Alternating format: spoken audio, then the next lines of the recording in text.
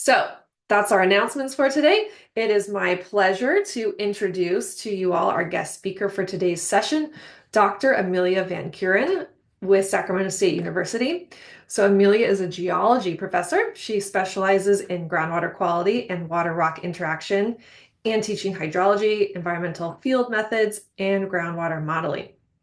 Amelia leads research on groundwater chemistry, recharge, and carbon dioxide mineralization while supporting Sigma implementation through domestic well advisory work and community-based well monitoring initiatives. She's got a lot of knowledge that she's going to share with us in this next 45 minutes or so. And a fun fact about Amelia, she's a big poultry lover and she was a National Avian Bowl champion, which is like Jeopardy, but with questions about chickens. So not only does Amelia have a plethora of knowledge about water quality and groundwater modeling, she is a poultry expert. Okay, we're excited for your talk, Amelia. You ready? Yep, ready. Okay, take it from here.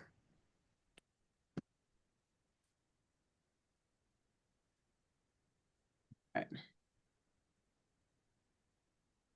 right. Thank you for having me. I'm excited today to talk to you about my project doing water quality monitoring during floodmar on vineyards. I myself have a personal connection to both groundwater quality and vineyards. My parents have a 3-acre vineyard in the Napa Valley. That's where I grew up. They grow Cabernet Sauvignon, makes delicious wine. But we also use groundwater as our drinking water. After decades of drinking that water, we realized that it had arsenic, several times the EPA suggested limit.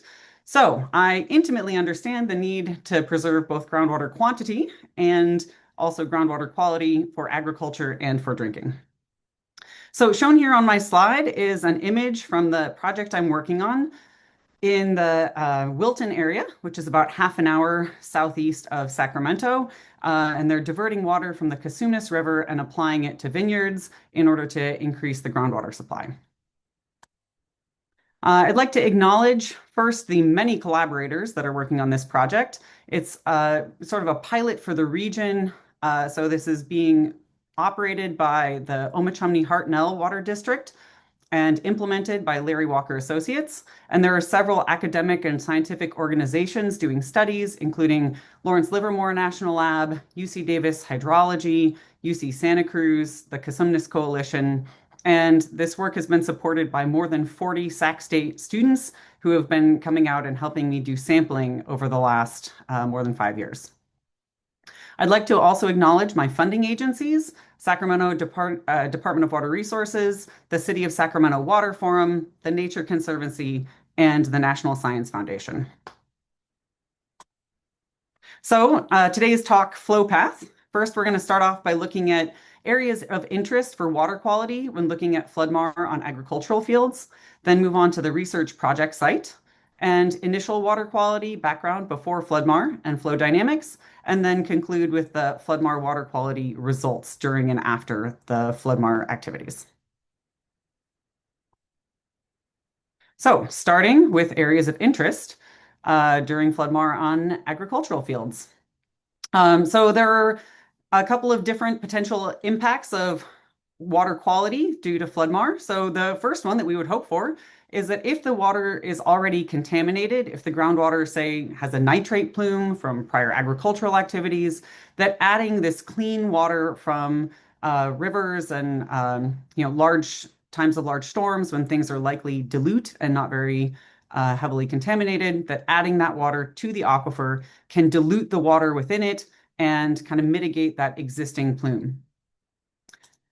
But another potential impact is that adding water, especially through agricultural fields, could potentially degrade the water quality by transporting man-made contaminants down to the aquifer system or by mobilizing naturally occurring contaminants from within the sediments.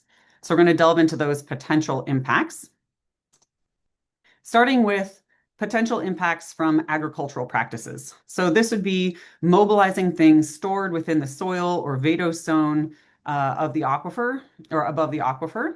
And this could be nutrients from fertilizers like nitrate and phosphate, things that are persistent in the environment under oxidizing conditions, could last for decades in the groundwater. And then also pesticides. a variety of different types, ones that are again going to be soluble in groundwater, so they dissolve into it and then can be transported and persist for a long time. Some of these contaminants could be from existing agricultural activity, but there also may be legacy contaminants stored in the soil and the vadose zone from past practices. For instance, the vineyard that I'm working on used to be a sod farm. So while vineyards are known for requiring relatively little fertilizer, in the past there may have been a lot more applied. Other potential contaminants could be ones that are naturally occurring in the sediments and mobilized by changing water conditions due to floodmar. So the big three a lot of people are concerned about is arsenic, uranium, and chromium. So arsenic and uranium are both naturally occurring from granitic rocks, generally sourced from the Sierra Nevada, that have been transported down and deposited within the Central Valley. And then the arsenic can continue to occur either in primary sulfide minerals, or those can dissolve, release the arsenic, and then it sorbs onto manganese and iron oxides. When it's stuck to those manganese and iron oxides, it's immobile, but if the water becomes reducing or develops high pH, or there are competing anions, then the arsenic can release from the sediment and go into the groundwater and then become a problem. Uranium, also naturally occurring from the granitics, but it's typically mobilized by oxic water and also water that contains high bicarbonate levels. And that's because the uranium bonds with calcium and bicarb to form a uranyl complex that makes it more soluble in groundwater. Chromium typically comes from ultramafics found in the Coast Range, but also in some slivers of ophiolite, oceanic crust that's been thrust onto the continent, found in the foothills. And it's typically mobilized by oxidizing conditions, converted then from chromium-3, which is less toxic, into the more toxic version, chromium-6, or hexavalent chromium. So all three of these naturally occurring in the sediments, but depending on the water conditions, they can be stuck to the sediments, or if those conditions change, they can be released into the water and become part of the groundwater system. Other things we're interested in that aren't necessarily contaminants are the water chemistry. So we can use the elements that are dissolved in the water as well as the water conditions as tracers of the water reactions as that recharged water enters the system, how it interacts with the sediments and the soils, and then the sediments of the aquifer, and then also how that recharged water mixes with the existing groundwater. So water conditions, we're looking at things like pH, temperature, electrical conductivity, dissolved oxygen. These all affect which kind of chemical reactions can take place. And then also looking at the major dissolved solutes in groundwater: calcium, magnesium, sodium, potassium, carbonate and bicarbonate, chloride, sulfate. All of these things can tell us what kind of reactions are going on in the subsurface, and then what we might expect to happen as a result of that water-rock interaction or mixing of water parcels.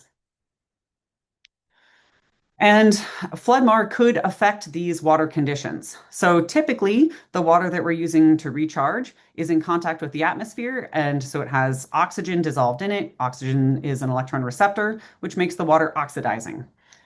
So as that water flows through the soil, it can maintain its oxidizing status, or if there's due to the dissolved oxygen, or if there's a lot of organic material within the sediment, then as the water flows through and microbes are consuming that organic material, causing it to decompose, that's going to also consume the oxygen and cause the water entering the system to be reducing instead of oxidizing. So depending on kind of the soil and vadose zone conditions, how long the water stays in the vadose zone and soil area and has to react with that organic material, the water could be either oxidizing or reducing by the time it gets to the aquifer. And then that can impact release of those naturally occurring geogenic contaminants, and also the persistence of other contaminants like nitrate. Another thing we're interested in that's not a contaminant is using environmental tracers, things that are naturally occurring within the water, to trace the groundwater flow path. So, for instance, we can use isotopes, atoms of different weight of the water itself, in order to trace where the water originally was sourced from. So water is H2O, made up of hydrogen and oxygen. Typically, oxygen has a weight of 16, but sometimes it has a weight of 18. So a small fraction of the water has a molecular weight of 18, and it makes the water molecule heavier.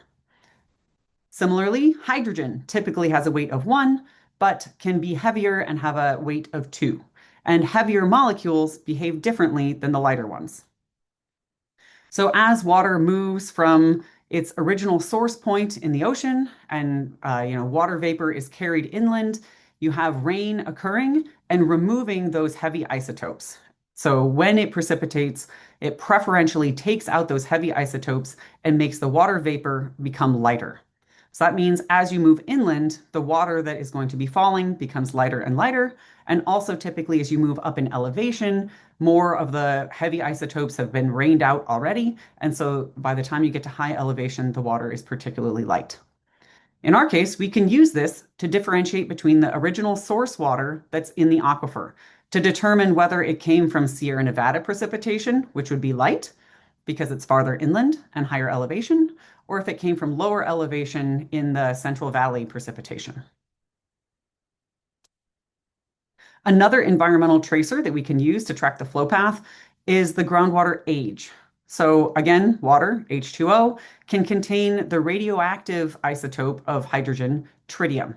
That tritium decays into helium-3, and depending on how much time has elapsed, there will be a different ratio and concentration of tritium and helium-3. So we can determine the groundwater age. And this is typically useful for dating water up to about 60 years old. That's because it has a half-life of about 12 and a half years. And also there was a huge spike in atmospheric tritium in the early 1960s due to thermonuclear atmospheric testing of bombs. So the tritium that's naturally either from the bomb or now there's some naturally occurring tritium in the atmosphere goes into the water molecule, and that is going to move along the water flow path. So these red dots here represent tritium molecules, and then as the water enters the groundwater system and ages, that tritium is going to decay into helium, and so by the time you get to the end of the flow path, there are no more red molecules, the tritium is all gone, and all that's left is helium-3 that has been produced by tritium decay. So again, we can use this tritium-3 helium to determine the age of groundwater and kind of use that to trace the flow path because as it continues along its flow, it should get older. Another environmental tracer of groundwater flow that's a little more modern is human wastewater. So there are things that we excrete into our wastewater that continue along in the environment. They're not necessarily harmful, but they are tracers of a human wastewater source. So things like sucralose, the artificial sweetener, persists in the environment, and caffeine, another one that persists in the environment, isn't removed typically through wastewater treatment. So we can see these as they move through the groundwater system if there was a human wastewater source. So to summarize these water quality areas of interest for FloodMAR, particularly on agricultural fields, the potential contaminants, fertilizers, pesticides stored in the soil, trace metals that are naturally occurring in sediments but might be released as the water changes its condition, either redox or pH. The water chemistry can help us to track the reactions that are occurring between the recharge water and the sediments or existing groundwater, and the water conditions, again, pH redox, to predict what reactions might occur.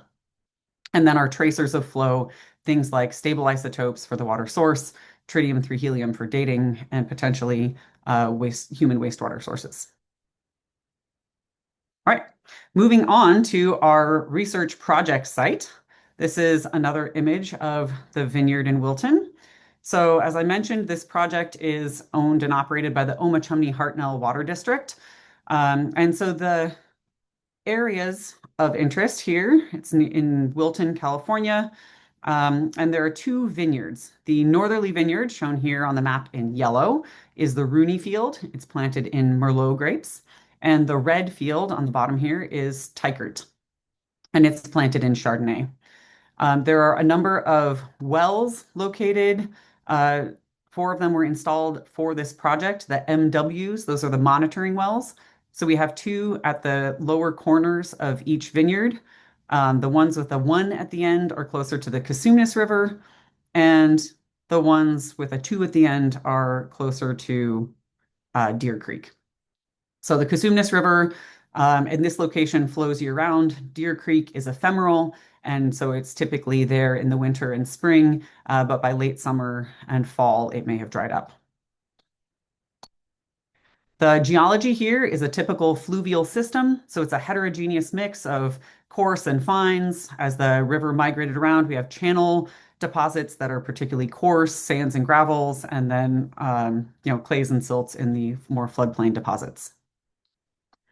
Combined, this is an area of over 1,100 acres, and the goal is to recharge about 4,000 acre-feet per year from the Cosumnes River, but we have not gotten anywhere close to that amount yet.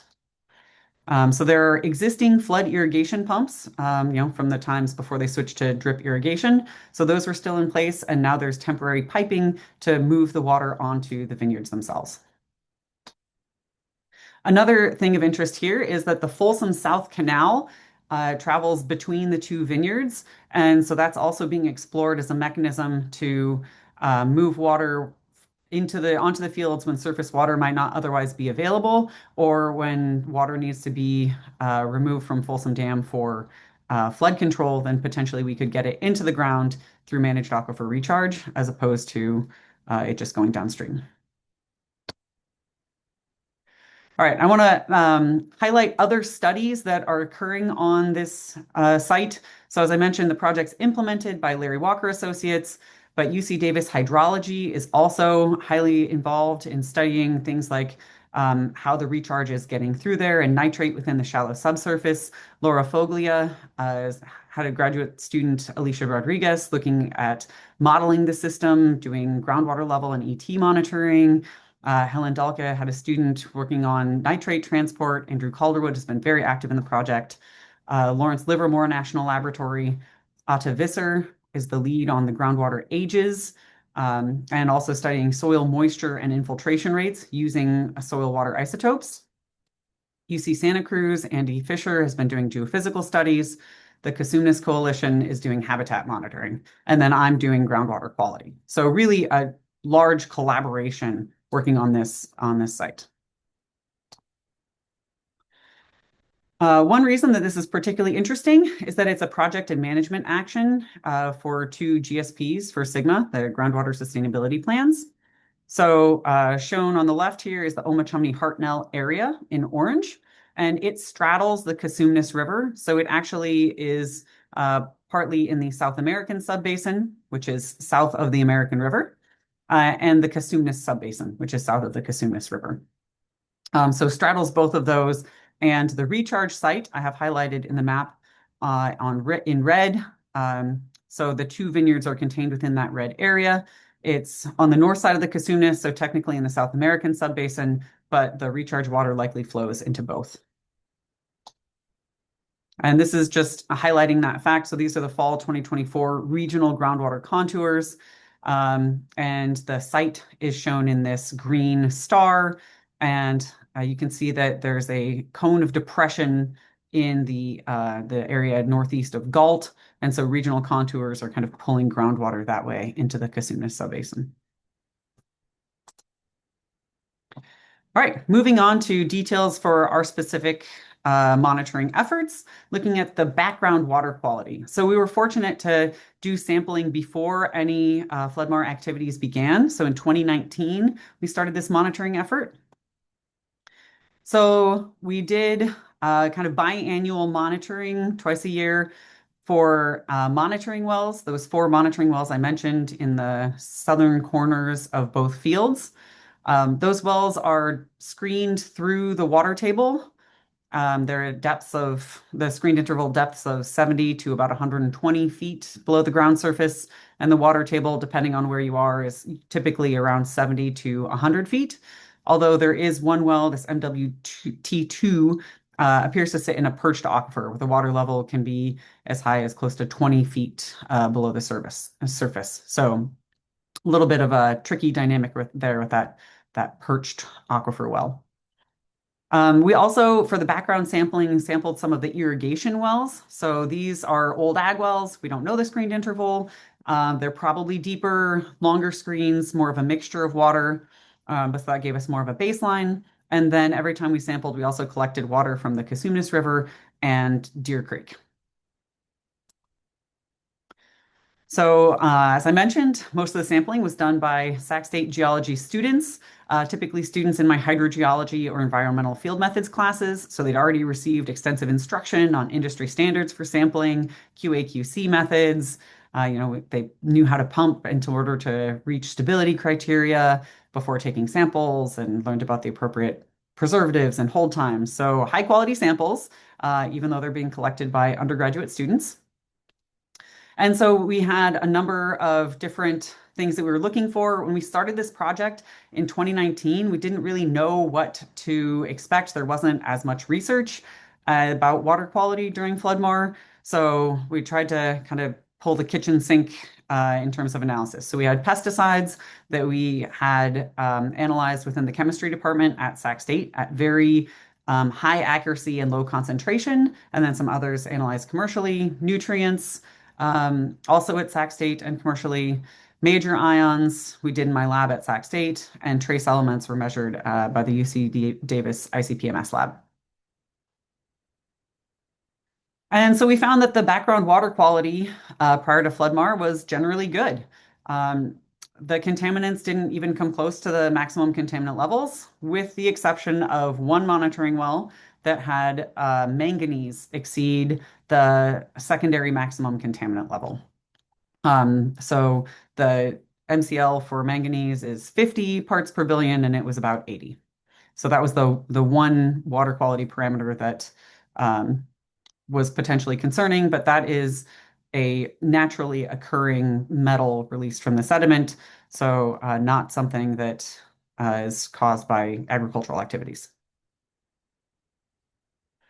We also were able to get a handle on the natural flow path. So looking at stable isotopes allowed us to figure out the source of recharge water in different parts of the fields. So shown here is a graph of the isotopes of water. So deuterium on the left side, so that's the heavy hydrogen, and it's showing values of change from an average water, the Vienna mean ocean water. VSMO. So what this means is that as you get more negative, the water that we're looking at has less of the heavy hydrogen than a typical ocean water does. And similarly, on the x-axis, we have the change in 18 oxygen. So as we go to the left, it becomes lighter and has less 18 oxygen than the ocean water does. So Sierra Nevada precipitation, we expect to be lighter than the local precipitation, and that tracks with what we see. The Cosumnes River is shown here plotted with the dark blue dots. And so it kind of tracks this kind of lighter area below the red line. And I standardized the colors for my plot. So Cosumnes River will always be that dark blue. The wells, monitoring wells located near the Cosumnes River, the Teichert Well 1 and Rooney Well 1 are also plotted in blue. And then the Deer Creek is plotted in dark green, the dark green dots, and the wells near Deer Creek are also in green. So you can kind of keep track of what samples were collected where. So the key here is that Deer Creek has heavier isotopes because it's precipitation within the Central Valley, as opposed to Sierra Nevada precipitation that's carried down by the Cosumnes River. So we can differentiate and see that the wells near Deer Creek, the kind of light green ones, are getting water from Deer Creek, not the Cosumnes River. That's not the primary recharge source. And similarly, the wells near the Cosumnes River are getting water primarily from the Cosumnes River. And fortunately, we can actually put a dividing line to be able to determine the water source because the Cosumnes River does not overlap with the Deer Creek signal. All right, looking at the groundwater flow paths, now that we know the water source, we can figure out kind of what the flow path is using groundwater ages. So these data are from my colleague Atte Visser at Lawrence Livermore National Lab, and he used that tritium helium-3 dating to figure out the travel time from the recharge source for the wells near the Cosumnes River. That's the Cosumnes River, and for the wells near Deer Creek, it's that one. And so the travel time from Deer Creek to the monitoring well in the Rooney Field is less than a year. Very fast groundwater flow. On the Cosumnes River side, the travel time from the Cosumnes River to the monitoring well is about 6 years. And actually, most of that time was in the unsaturated zone. So, an estimated time of 5 years within the unsaturated zone, and then just a year within the aquifer to get to the monitoring well. Looking at results from the Teichert field, so this is a cross section of that more southerly field going from T1 or T2 to T1. We see a similar pattern with much shorter travel times from Deer Creek to the monitoring well than from the Cosumnes River. So in this case, 3 years from the Deer Creek to the monitoring well, and the Cosumnes River, 16 years.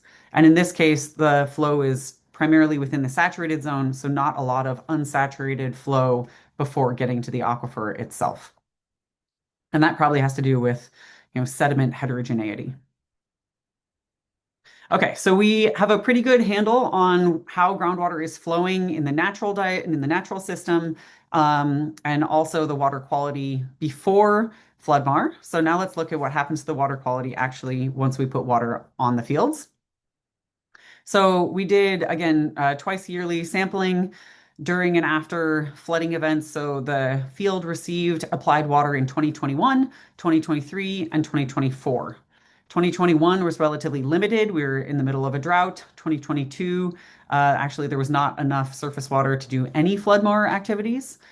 And 2023, there was limited applied water because there was natural flooding of Deer Creek. So Deer Creek, during flooding times, puts water on the kind of western half of the fields. And so because there was already water all the way up to the tops of the grapes, they couldn't put a lot more on because the natural flooding was already providing water for recharge. So 2024 was the first year where we could really apply a lot of water from the Cosumnes River. And at that point, about each field got about 170 acre feet for that year.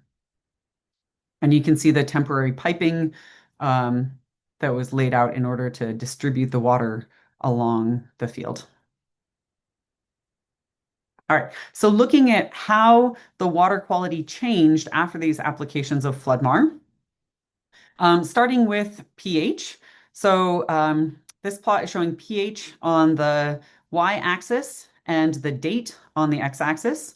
The times of recharge are shown as these kind of lines of orange or red. Orange is showing recharge on the Teichert field. Red is showing recharge on the Rooney field. And the secondary y-axis is showing how much recharge was applied that year. And the bar shows the time period that it was applied over. So 2021 actually only had recharge on Teichert. That had to do with fish screens not being approved on Rooney yet. And then 2023 had applications on both, and 24 also applications on both. And then we can see the change in pH over time. Again, the symbols are color-coded and symbol-coded. So the surface water is in the dots, and then other shapes are wells. And so the Cosumnes River, pH varies somewhat, but that's, expected as photosynthesis occurs over the course of a day. But the wells don't appear to have a significant pattern. There's no trend in pH, as we go looking from the background period to after the floodmar applications. But we do notice some spatial differences. So the monitoring wells near the Cosumnes River, those kind of light blue ones, typically have higher pH than the monitoring wells near Deer Creek, those kind of light green ones. And that, is, throughout the project. So that probably has to do, with the sediments and travel time in those locations. The electrical conductivity also did not significantly change over time. So now we've got specific conductance on the y-axis, same symbols, same bars for recharge. And so again, spatial differences. Deer Creek has higher electrical conductivity, more things dissolved in the water than the Cosumnes River and the wells near the Cosumnes River, but no real significant changes over time. Dissolved oxygen also generally doesn't significantly change. We again have spatial differences near the Cosumnes River and the wells next to it. We have higher dissolved oxygen along Deer Creek, and the wells near it we have lower dissolved oxygen. Sorry, not in the creek itself has high dissolved oxygen because it's exposed to the air, but the wells near Deer Creek have lower dissolved oxygen. And there is a small decrease in the dissolved oxygen level at our last sampling event at one of the wells near Deer Creek, the Rooney well, so that northernmost field, with a small shift, lower dissolved oxygen, indicating potentially shifting from oxidizing towards more reducing conditions. And that'll come up again when we look at the metals. So small change in dissolved oxygen, but rather significant change in the metals when we get there. Looking at our tracers of the system, we can see the stable isotopes near Deer Creek are still showing local precipitation. So again, all of these light green dots are still above that red line, showing local precipitation or water from Deer Creek, which looks the same as local precipitation, those heavier isotopes. And the wells near the Cosumnes River still showing, Cosumnes River lighter signal from the Sierra Nevada. Now, over time, as we add more water from the Cosumnes River in groundwater recharge, we might expect to see a shift from the local precipitation wells near Deer Creek. If there became a dominant signal from the Cosumnes River due to floodmar, then we would see those shift towards lighter values, towards that Sierra Nevada Cosumnes River value. So that's something to look for in the future, whether those do start to shift towards the Cosumnes River as we apply more water from the Cosumnes River on the fields. Another tracer we looked at was the human wastewater. We actually only were able to use this in the last two sampling events. So fall of 2023 and spring of 2024. But in both of those events, we saw high sucralose. So looking at that artificial sweetener that can be contained in human wastewater, we saw it in Deer Creek in kind of high amounts, over 40,000 nanograms per liter. And then also saw it in the wells near Deer Creek. So the R2 and T2, the wells in the west side of the fields. So again, just confirming that Deer Creek is the primary recharge source for the wells near Deer Creek. And Cosumnes River did not contain sucralose, and neither did the wells on that side. So just an interesting, we measured sucralose just because we could as we were measuring the pesticides, and it did confirm those stable isotope conclusions. All right, quick summary of the contaminant results for after the floodmar. This table shows the maximum allowed concentration of the different contaminants within water, either a maximum contaminant level or a health advisory. The highest value we measured in either of the surface waters, and then also the highest value we measured in any of the groundwaters. And I put this up because most of the groundwater samples were hundreds, if not thousands of times lower in concentration than the maximum contaminant level. So we're not seeing concerning levels of any of the pesticides, for instance. Looking at the nutrients, nitrate, the limit is 10 parts per million, and the highest amount we measured in surface water was 1, and in groundwater was 4. And that was actually in an irrigation well prior to floodmar. So the highest value we measured was in that kind of mixed, maybe it's higher in the deeper aquifer than it is in the shallower aquifer right near the monitoring wells. But the highest value we measured was pre-floodmar. All the pesticides, again, low, often hundreds or thousands of times below the parts per billion. So glyphosate, diquat, paraquat, simazine, cyanazine, atrazine, mecoprop, imidacloprid, none of them are showing concerning values in the groundwater or surface water. And then looking at the the trace metals, we have arsenic. Um, Occurring at concentrations of up to 3 parts per billion, but the limit is 10. So again, not approaching the limit. Uranium, again, hundreds of times below the limit. Chromium, also tens of times below the limit. And manganese was again the only one that popped as above the drinking water standard.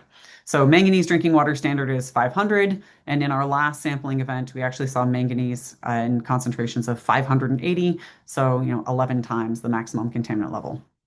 Again, this is a secondary maximum contaminant level, and it's a naturally occurring contaminant, probably released by a change from oxidizing to reducing conditions. So looking at the progression over time, we don't need to look at all of these plots, but this one is nitrate. Typically that's something folks are concerned about on agricultural land.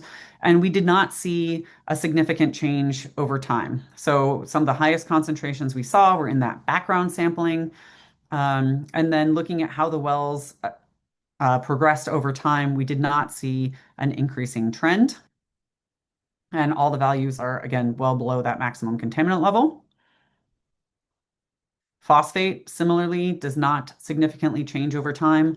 There's not a maximum contaminant level for phosphate, but the EPA does have a goal for groundwater in the Central Valley of 0.047 parts per million, and our values are significantly higher than that, close to 10 times that amount. But that's not a drinking water standard. That's for ecosystem ecological preservation. And again, no significant change over time.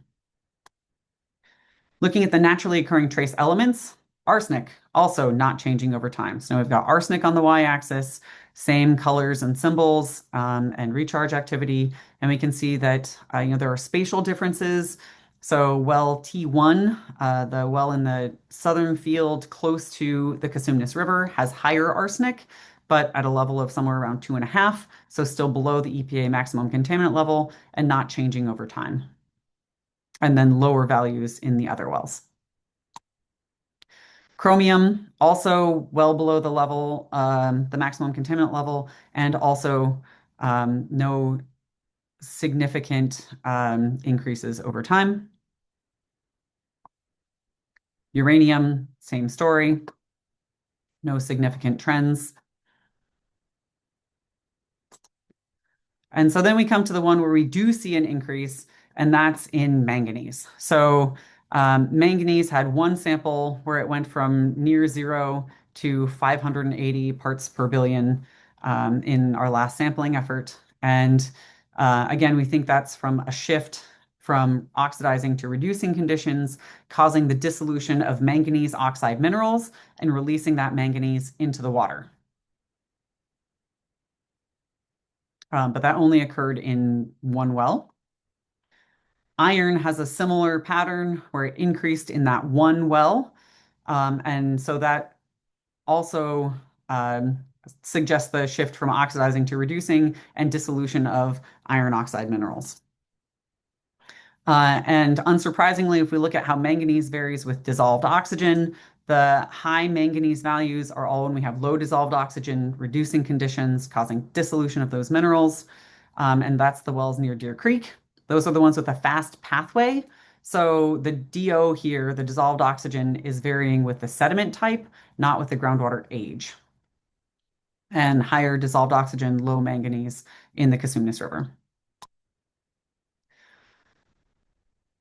All right, major ions also don't see a significant change. Calcium, spatial differences, but not over time. Magnesium, also spatial differences, no significant changes over time. Sodium, same story. So what this is telling us is that there aren't dramatic chemical reactions occurring within the recharge water and the sediments, or the recharge water and the existing groundwater in order to cause chemical changes. Same story for the anions. So similar trends over time, chloride, alkalinity, sulfate, right? Things are generally, there's a little bit of variation, but no significant changes over time. So, to summarize, the groundwater quality generally remained good after Floodmar. We've got high quality source water. The Cosumnes River had, uh, you know, no contamination, so we're applying clean water to the fields. The groundwater chemistry did not significantly change, and that's probably because the Cosumnes River is already a recharge source to the groundwater system. So this is not a radically new source water. This is something that's already in the system typically. Most of the contaminants remained well below the maximum contaminant levels. The only one that was above was manganese, and that's because that well became more reducing, and that released manganese and iron oxide minerals. There are some limitations to the study, how applicable it can be to other places. This site naturally floods, which means that you may have already had flushing of any contaminants that were present in the soil through this natural flooding. So maybe there's not as much legacy contamination stored in the soil. They were only able to apply limited volumes of water through Floodmar, although there was a lot of natural recharge. So if you take the 170-ish acre feet per year and divide it over the area of a field, it's about half a foot per year at most. So relatively limited volumes.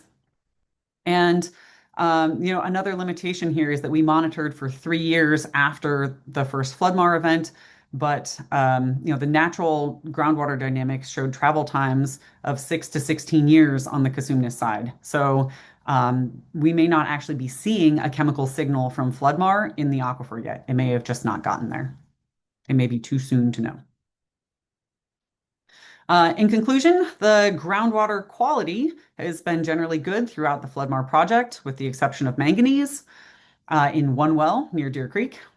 The monitoring wells show that the nearest surface water body is most strongly contributing recharge. So the ones near Deer Creek have water from Deer Creek. The ones near Cosumnes have water from the Cosumnes River.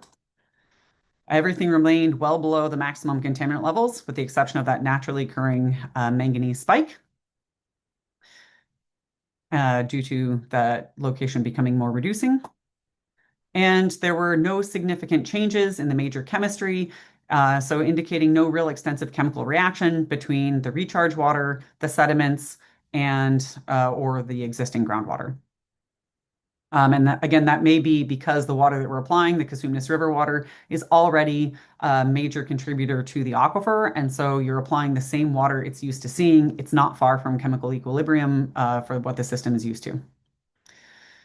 I'd also like to point out that I'm always looking for new projects and ways to engage students. I've got an eager crew of, tens of students each year who are looking for hands-on experience, real-world projects. And so we can do high quality work at relatively low cost because they're doing this for credit instead of for payment. So if you're interested in collaborating, interested in investigating groundwater quality at Floodmar site, please get in touch. And with that, I'd like to take any questions. Thanks, Amelia. Great presentation.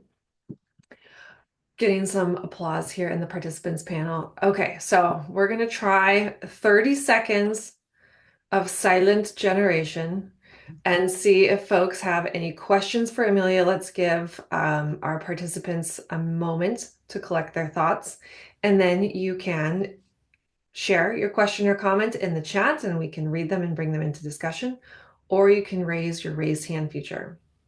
So that was a lot to take in. Let's do 30 seconds of silence and then see what we got.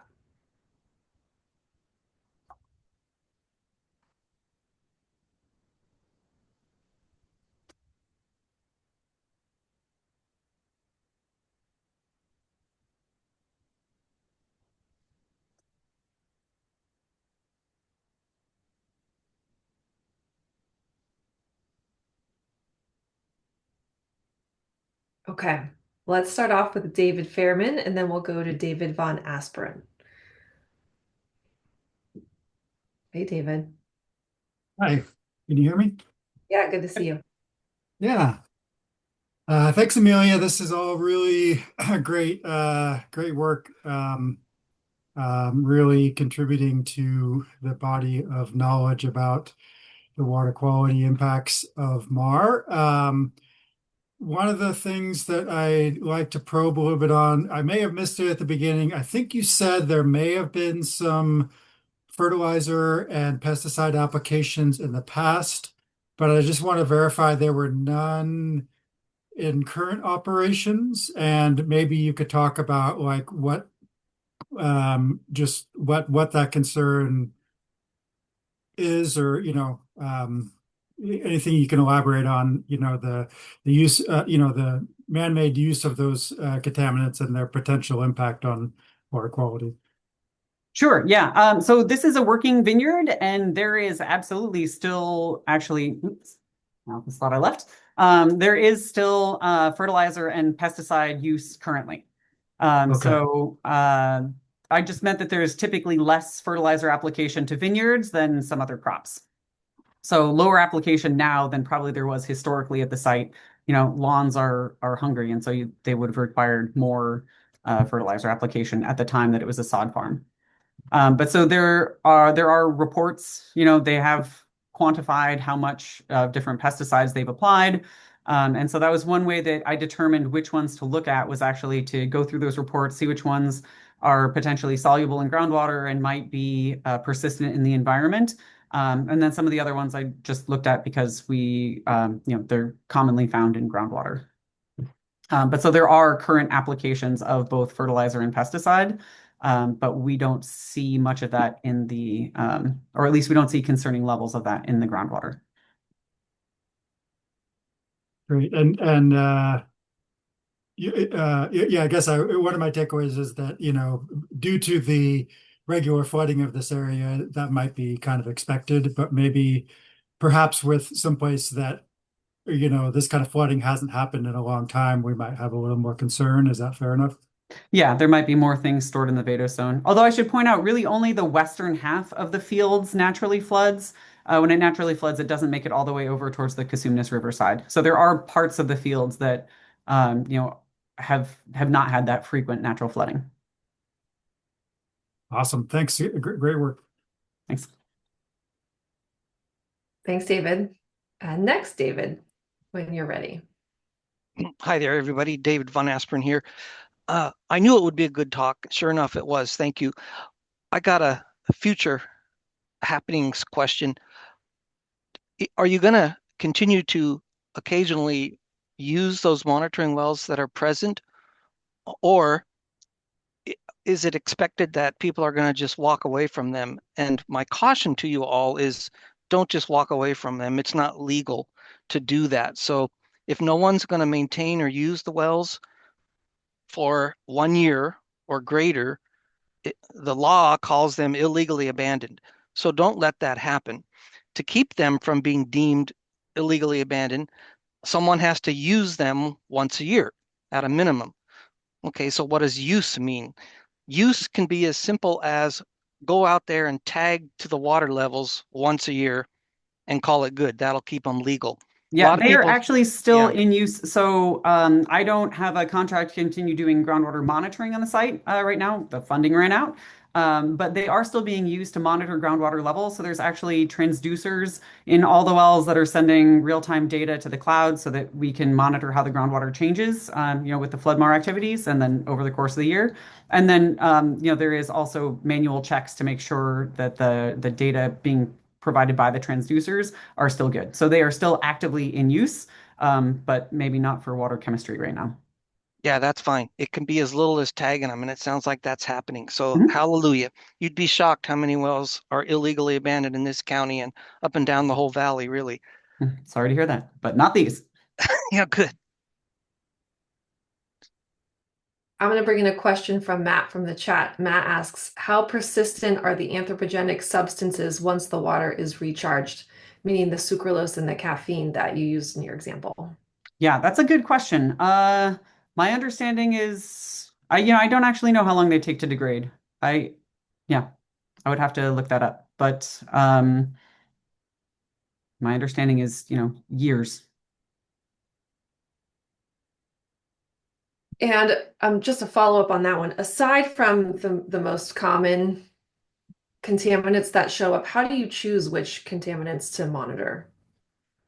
Yeah, so part of that is understanding your site, what things you might expect to have there. You could check the gamma database to see what groundwater quality typically is in your area, or maybe your subbasin has the GSP should identify contaminants that might be of concern that you would want to be sure to monitor.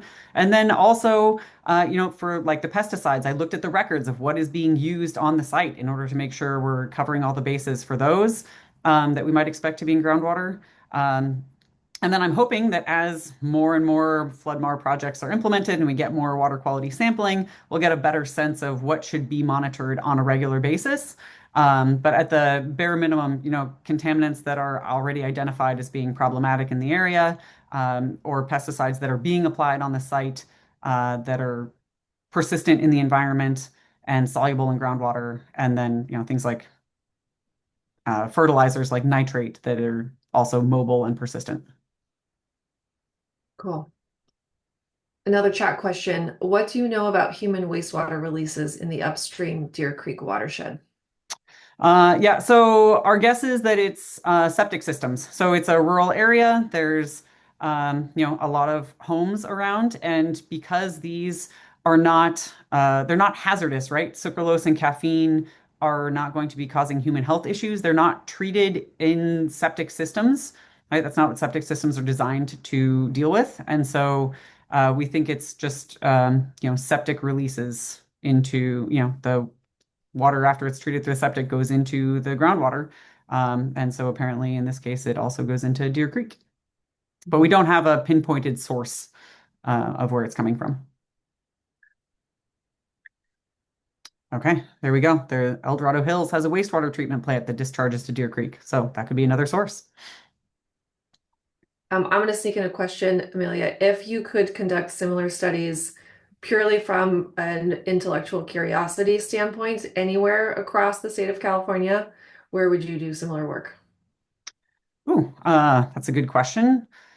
Yeah, I guess, places that were likely to get the most floodmar, and places that don't already have existing flooding, where we might be more concerned about, decades of legacy contaminants being stored in the soil and vadose zone. So I don't have a particular site in mind, but yeah, those would be the criteria I'd look for. Excellent. We've got about 30 more seconds before our time is up. So last call for any lingering questions for Amelia.